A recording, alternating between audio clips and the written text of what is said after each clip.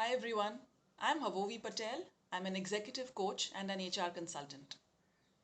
I've had the good fortune of being able to perform multiple roles within just one organization where I've worked for most of my career. While this was possible because of the people oriented culture and the leaders who encouraged that culture, there were a number of things that I did which helped me move across departments and take up different roles. Now, why am I telling you this? There were a number of colleagues who asked me even then how I made it happen for myself and how could they make it work for themselves. Also, now, time and again, as a part of my coaching engagements, a lot of my coachees want to know how they can move from their department to another and take up newer and different roles. So, now a lot of you really like the organization that you're working for. A lot of you even like the leaders you're working with. So, what you don't like is your job or the role that you're performing. What can you do about it? When I contemplated my first move to a new role, here's what I did. And this is what I would recommend for you to do as well. Point number one, garner support. Have honest, open, and forthcoming discussions with all your stakeholders and definitely with your current manager. After I had my discussion with my manager, she was very supportive of my decision and also went the extra mile to make sure that I had a few meetings set up with department heads. Explore and network internally. If you have already been networking internally, half your job is done. You know people, you can find out about any openings that there are in their teams.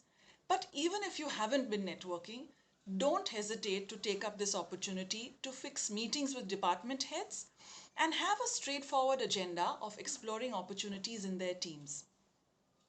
Take these meetings very seriously and prepare well for them just like you would prepare for any interview. In case your company has internal job posting facilities, don't forget to keep an eye on them regularly to see what opportunities are coming up. Point number three, negotiate. And here I don't mean salary negotiations, I mean negotiate the date of movement. Make sure no one is left in the lurch. You may have to double hat for some time, so be prepared to do that. Be prepared to work for both the teams.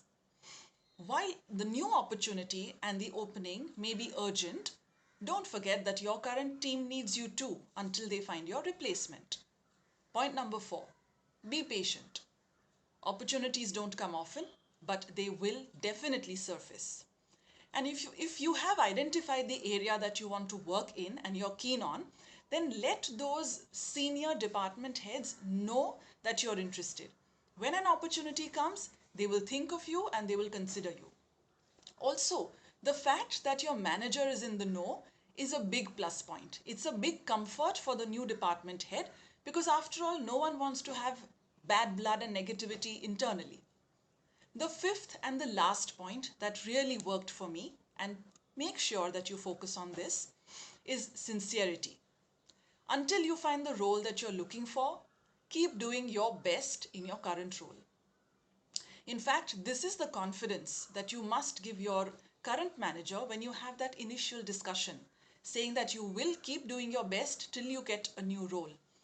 And don't only say it, but demonstrate it in your day-to-day work.